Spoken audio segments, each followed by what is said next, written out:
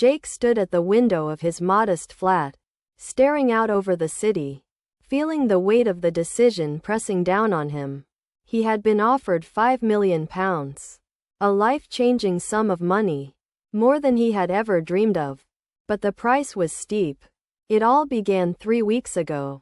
Jake was just an ordinary man working a 9-to-5 job in an office, drowning in spreadsheets and endless meetings.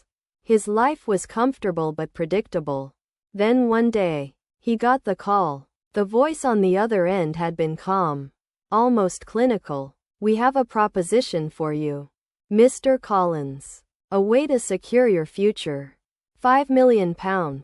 All we need is for you to complete one simple task." Jake's heart had skipped a beat. $5 million. The amount was astronomical. The voice explained the details. A corporate venture with a promise of wealth beyond anything he had known. But it came with a catch. He would need to sabotage a rival company, a competitor that was about to launch a groundbreaking product.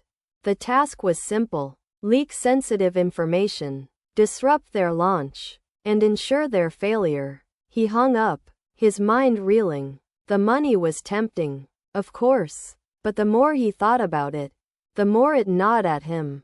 Sabotage? Betrayal? He was a good person. Or, at least, he liked to think so. But could anyone turn down £5 million? The days dragged on, and Jake couldn't escape the thought. He spent hours debating the consequences in his head, weighing the potential reward against the loss of integrity. The money could solve all his problems. His parents could retire comfortably. He could buy a house with a view, travel the world, invest in his dreams. But the more he imagined the life he could have, the less certain he became about the cost. Then came the visit. Jake had been working late, and when he opened the door, a man in a dark suit stood there, an envelope in his hand. The man's face was unreadable. "You've had time to think, Mr. Collins. Time to make your choice." Jake looked at the envelope. He had hoped they'd forgotten about him, that somehow it would all go away. But here it was, still real, still waiting. He hesitated, then reached for it.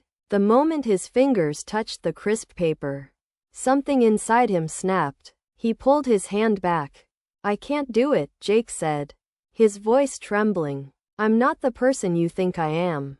The man nodded, expression unchanged. "A wise decision, Mr. Collins. But we still need an answer." "I've made my answer," Jake replied, standing tall, his voice growing stronger.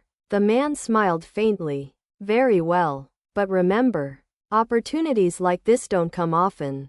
£5 million. For a single choice. A choice that could have changed your life." As the man turned to leave, Jake felt a surge of relief, followed by something else. Regret. Could he have made the right choice? But then he realized something. The price of £5 million wasn't just about the money. It was about what you were willing to sacrifice to get it. And in that moment, Jake knew the most valuable thing he had wasn't a figure on a bank statement.